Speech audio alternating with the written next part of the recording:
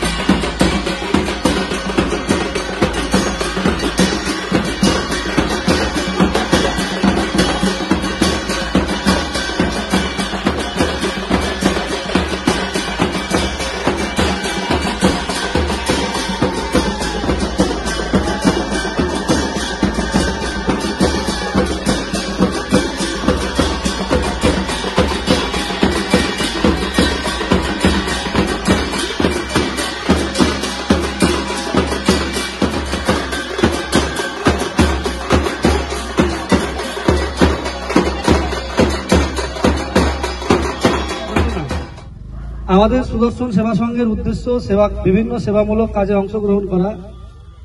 এই দুদিন আগেই শ্রীধামপুরীতে বিপন্ন কুষ্ঠরোগীদের পাশে আমরা দাঁড়িয়েছি। তাদেরকে পোশাক এবং প্রসাদ মন্দিরের পক্ষ থেকে বিতরণ করা হয়েছে। তো মন্দিরে বিভিন্ন সেবা কাজের একটা অঙ্গ হচ্ছে চিকিৎসা। সেই চিকিৎসা ব্যবস্থা করার জন্য আমাদের আজকের এই প্রচেষ্টা এবং এই জায়গাটা প্রস্তাব করা হয়েছে। এখন আমরা সবাই এক জায়গায় এসে উপনীত হয়েছি। এইখানে কি প্রস্তাবিত হতে চলেছে, এই চিকিৎসায় কি ব্যবস্থা সুবিধা পাওয়া যাবে, সেই সম্পর্কে এখন আমরা একটু জানব। এখানে উপস্থিত আছেন আমাদের কর্মবিভাগ মাননীয় সভাপতি গৌপাল শিল ভাগবত কিশোর গোস্বামী মহারাজ এবং মাননীয় সম্পাদক শ্রুতিশেখর গোস্বামী মহারাজ। এখন আমাদের কাকা প্রভু, তার কাছে আমরা আগ্রহ করবো এই বিষয়টা সম্পর্কে একটু সবাইকে জানাবো। জয় সুদর্শন।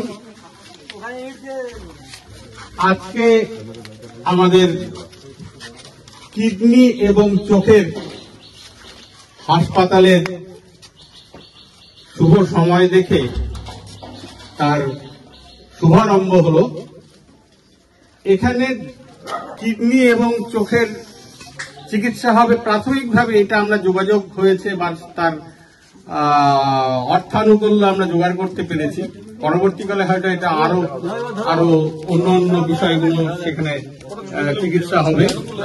আমাদের যেমন ডায়ালিসিস, যিনি কিডনির হসপিটালের জন্য অর্থ দেবেন, তার পারিবারিক কোনো বিষয় ছিল যে তৎকালীন সময়ে 1,500 টাকা একটা ডায়ালিসিস করতে লাগতো। তো ডায়ালিসিসের সেই টাকা জোগাড় করার তার ক্ষমতা ছিল না, এখন তার বিরাট অবস্থা। তো সেই জায়গা থেকে তার ইচ্ছা যে কিডনি হাসপাতাল তৈরি হবে, তাতে খরচ, একটা ডায়ালিসিস করতে খরচ 300 টাকা, 300 টাকাও নয়। তো আমরা যদি সেই খরচটুকু নিয়ে 1,500 টাকা যেখানে নেয় ডায়ালিসিস করতে, সেখানে যদি আমরা সেই খরচটুকু নিয়ে 300 টাকায় সেই চিকিৎসাটা দিতে পারি, কারণ একটা প্রতি সপ্তাহে 2টো করে ডায়ালিসিস লাগে। তো একটা গরিব মানুষের পক্ষে 3,000 টাকা প্রতি মাসে জোগাড় করা সম্ভব নয়। প্রতি সপ্তাহে 3,000 টাকা করে জোগাড় করা একটা গরিব মানুষের পক্ষে সম্ভব নয়। তো আমরা সেটা যদি শুধুমাত্র খরচটুকু নিয়ে 500 বা 600 টাকায় প্রতি সপ্তাহে ডায়ালিসিস করতে পারি, এই প্রচেষ্টা এবং কিডনির অন্য সমস্ত চিকিৎসাই শুধু খরচটুকু নিয়ে। আপনারা জানেন যে আমরা চোখের একটা বিষয় দীর্ঘদিন ধরে আমাদের এখানে দেখা হয়, আমাদের সেটাই চোখের হাসপাতাল বড় আকারে সেটা করার জন্য একজন এগিয়ে এসছেন, আমাদের সাহায্য করবেন, সেখানেও খুব কম পয়সায়। এবং তার সঙ্গে সঙ্গে ডায়ালিসিস, আপনার আমাদের যে প্রতিদিন যে রক্ত পরীক্ষা বা অন্য কফ পরীক্ষা, বিভিন্ন যে বিষয়গুলো থাকে, সেখানেও আমাদের ডবল পয়সা দিয়ে করতে হয়। তো সেটা আমরা একটা যোগাযোগ করেছি যে গরিব মানুষ অর্ধেকেরও কম পয়সায় সমস্ত রকম পরীক্ষা নিরীক্ষা তিনি করতে পারবেন, ভালো জায়গা থেকে সেটা পরীক্ষা নিরীক্ষা করানো হবে। তো আপাতত এই 3টি বিষয় নিয়ে আমরা হাসপাতাল শুরু করব। এর পরবর্তীতে আরো যোগাযোগ ঘটবে, আরো বিভিন্ন বিষয়ের সঙ্গে আমরা জোড়ার চেষ্টা করব। এখানে আমাদের স্থানীয় ছেলেদেরও কর্মসংস্থান হবে, ডাক্তারবাবুরাও বাইরে থেকে আসবেন, কিন্তু বাইরে বিভিন্ন যে হসপিটালের যে বিভিন্ন কাজ কর্ম, তাতে অনেকের এখানে কর্মসংস্থান হবে। তো আমরা সেবামূলক প্রতিষ্ঠান, আমরা সবসময় সেবার মধ্যে থাকি। আপনারা জানেন 4,500 আদিবাসীর মধ্যে আমরা কাজ করি, তাদের শিক্ষা মূলত, এবং তার সঙ্গে সঙ্গে অন্য সমস্ত বিষয় আমরা দেখি। তো আমাদের সেবাই আমাদের উদ্দেশ্য, সেই জায়গা থেকে আমাদের এই প্রচেষ্টা অনেকদিনই ছিল মাথায়। তো এখন সেটা আমাদের ফলপ্রসূ হতে আর সময় লাগবে না। আমরা দ্রুত এই হসপিটাল তৈরি করে গরিব মানুষদের, এলাকার সাধারণ মানুষদের উপহার দিতে আমরা প্রতিশ্রুতিবদ্ধ। এই বলে সকলকে আমার শ্রদ্ধা জানিয়ে জয় শ্রীরাম।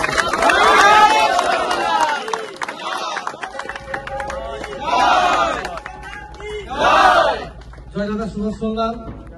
এই সুদর্শন সেবা সংঘের যে কর্মযজ্ঞ চলছে, এই ধারাটা অনেকদিন ধরে চলছে। এর প্রাণ পুরুষ বহুবার ছিল রসরঞ্জন গোস্বামী মহারাজ, যার প্রচেষ্টায় এই সেবা প্রতিষ্ঠানের সেবা কার্য শুরু হয়েছে। তো তিনি তার আদর্শ কিভাবে আমাদের মধ্যে আসছে সেই বিষয়ে আমাদের পরমারাধ্য গুরুদেব তার কাছে 1 মিনিট আমরা একটু আগ্রহ করব যে প্রভুপাদের ধারাটা আমরা কিভাবে। লালে কি আমাদের খিদে পেয়ে গেছে, আমরা বেশি কথা হবে এই কথা খিদে পেয়ে গেছে। দ্বিতীয় কথা হচ্ছে, আমার ঠাকুরদাদা যখন বাংলাদেশ থেকে এখানে মার খেয়ে আসেন, আমরা সবাই মার খেয়ে এসেছি, আমি আসি না, আমার বাবা এসছে, দাদা এসছে, তো সবাই তো মার খেয়ে এখানে এসেছি, প্রাণের দায় পালিয়ে এসেছি, হিন্দুস্তানে যাব, হিন্দুস্তানে এসে আমরা ভালো থাকবো। তো যখন এখানে এসেছিলেন বাবার কাছে শুনেছি যে এখানে ছোট ছোট চিতাবাঘ থাকতো, বাবার মাস্টারমশাই বেদ দিয়ে চিতাবাঘ মেরেছিলেন, বাবা হিন্দু স্কুলের ছাত্র ছিলেন। তো তারপরে ঠাকুরদাদা এই গৌরনগর, এই নিতাইনগর বাবার কাছে যেটুকু শুনেছি আর এটা তৈরি করেন, এবং গঙ্গানগর পাশে ছিল, এই তৈরি করেন। তারপরে ঠাকুরদাদা তৈরি করেন এই সুদর্শন মন্দির, এই হাই স্কুল। তখন জন্মাষ্টমী সবাই, আমি জন্মাইনি তার আগে। তারপর আস্তে আস্তে এটা পরিবর্তন হতে হতে সুদর্শন সেবা সংঘ এই নাম হয়, এবং তোরা আনন্দ পাবি, তোরা সবাই আমার সুদর্শনের গল, সবাই আমাদের সন্তান, খুব আনন্দ তোরা সবাই করিস বলি এত বড় উৎসব হয়, তাই না? এই হাজার হাজার লোককে আমরা খাওয়ালাম, তোরা চেষ্টা করেছিস করি, নাহলে হতো না। এই রথে আমরা গেছি, রথে আমরা 4000 লোককে পায়েস গজা দিয়েছি, 1000 কুষ্ঠরোগীকে আমরা খাবার দিয়েছি, পোশাক দিয়েছি। তোর ফেসবুকে দেখবি আমাদের সুদর্শনের কাজ হচ্ছে। এদিকে নবদ্বীপে সুদর্শনের রথ চলছে, ওখানে উৎসব চলছে, তোরা সবাই যাস কিন্তু সন্ধ্যাবেলা, ভালো প্রসাদ দেয়। আর পুষ্পান্ন দিয়েছে, গন্ধটা ভালো বেরিয়েছিল, খাইনি অবশ্য। প্রতিদিন ভালো প্রসাদ দেওয়া হয়, সবাই যাবি। আর এটা আমরা করছি কেন, ওটা আমাদের কাছে না জমি চাইছে, মানে যারা সংগঠন যেটা করবে আর কি, আমরা তো সম্পূর্ণ পয়সা দিতে পারবো না। একটা তৈরি হবে কিডনি, চোখ দেখানো হবে, বিরাট একটা খরচ। আমাদের তো সামান্য চেষ্টা, ওরা আমাদের সঙ্গে যোগাযোগ করছে যে আপনারা যদি একটু কিছু করেন, এখানে যদি আমরা করি কি, ও বদাদা আমাদের সব থেকে বড় দাদা, আমাদের দেবাশিস ভট্টাচার্য, আমাদের দাদা। আমাদের যে কোনো তোমরা দেখেছি রথের সামনে নারকেল ভাঙে না, রাজা ভাটনা নারকেল ভাঙে দাদা, রাজা না। এইটা আমাদের একটা চেষ্টা, তোরা সবাই কিন্তু সঙ্গে থাকবে, কেমন? কেউ কিন্তু মনে করবি না যে এটা মন্দিরের ব্যাপার, এটা আমাদের নয়। মন্দিরটা কিন্তু আমাদের মানে আমরা মনে প্রাণে চাই যে মন্দিরটা সবার হোক। দেখ আজকে মন্দিরে এত মানুষ আসে, আমি যখন বাইরে যাই, হ্যাঁ আমি পুরীতে গেছি না এবার, ওই তিরুপতি থেকে মানুষজন এসছে, আমাদের খোঁজ নিয়ে নিয়ে এসছে। একজন দিলে 1100 টাকা, আগে কত দিতে পারতো 800 টাকা 600 টাকা করে দিচ্ছে। আপনারা এত কার্যক্রম করেন, আপনাদের ঠিক আছে আসুন। এক ভদ্রলোক এসে বলছে আপনার কি লাগে বলুন, আমার বাসন নাই, 50,000 টাকা একটু নিয়েছি, বাসন আমার এখন কিনবো না, সামনের বার কিন্তু রেখে এসেছি লোকটাকে। আর কি লাগে, আমার সাধুদের জন্য আম লাগে, ছেলেরা আম খাবে, ঠিক আছে 100 কেজি আম, 100 কেজি আম হয়ে গেল। এরকম করে না মানুষ তো এগিয়ে আসে। আমি দেখেছি, সত্যি কথা বলছি, আমরা বড় লোক নই তো, কিন্তু আমাদের এই কাজ দেখে না মানুষ এগিয়ে আসে। এই সুন্দরবনে দেখে যে গন্ড, ওই যে ঝড়টা হলো না, আমাদের প্রচুর কি ঝড় হলো, র্যামেল হলো না, আমাদের ওখানে আদিবাসী পল্লীগুলো ভেঙেছে, আমাদের ছেলেমেলে 2.5 লক্ষ টাকা জোগাড় করেছে, করে ওখানে দান হয়, বেশি হয়, তবে আমি ঠিক সংখ্যাটা জানি না, ওরা জানে। এরকম করে আমাদের সেবা যত এগোচ্ছে না, তত তোদের মতো অল্প বয়সের ছেলেরা মেয়েরা ঝাঁপিয়ে পড়ছে, প্রচুর কাজ চলছে আমাদের। এবং কুষ্ঠপল্লীতে যখন আমরা যাই, পুরীতে যদি যাস আমার সঙ্গে কোনোবার, আমি নিয়ে যাবো তোদেরকে, দেখবি কুষ্ঠপল্লী ওরা কিরকম করে থাকে, কেউ সাহায্য করে না রে। সুদর্শন সংঘ থেকে আমরা বেশি কিছু দিই না, খিচুড়ি, পায়েস, আলুর দম, গজা এসবই দেওয়া হয়, কাপড় চোপড় দেওয়া, সবাই আসে। তোরা সবাই কিন্তু সঙ্গে থাকবি, কেউ কিন্তু ভাববি না যে এটা খুব, আমরা চেষ্টা করছি, যদি আমরা যোগাযোগ ঠিক হয়ে যায় তাহলে আমরা চেষ্টা করবো এখানে খুব কম পয়সায় শুধুমাত্র যেটুকু নেওয়ার নিয়ে আমরা একটা কিছু করার, সেবা হোক। সুদর্শন সেবা সংঘ যখন নাম হয়েছে তখন সেবা হোক, কেমন? সবাই ভালো থাকি, তাদের আশীর্বাদ দিয়ে দেন।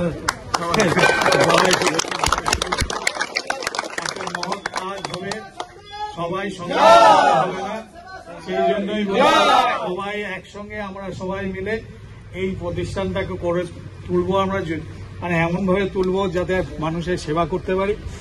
আমার ভাই বলল সব সময় সেবা সঙ্গের সমস্ত কাজ হচ্ছে, সব জায়গাতেই কাজ হচ্ছে, শুনলেন সবাই। তাই আমরাও চাই আবার আমাদের এই পল্লীতেও যদি এরকম ধরনের একটা ব্যবস্থা হয়, সত্যি কথা বলতে মানুষের খুবই ভালো হবে। তাই আমরা চাই সুদর্শনের কাছে আশীর্বাদও আমরা চাই, যাতে সুদর্শনলাল আমাদের এই মহৎ কাজটা যেন পূর্ণ করে দিলেন। জয় শ্রী সেবা সংঘ কি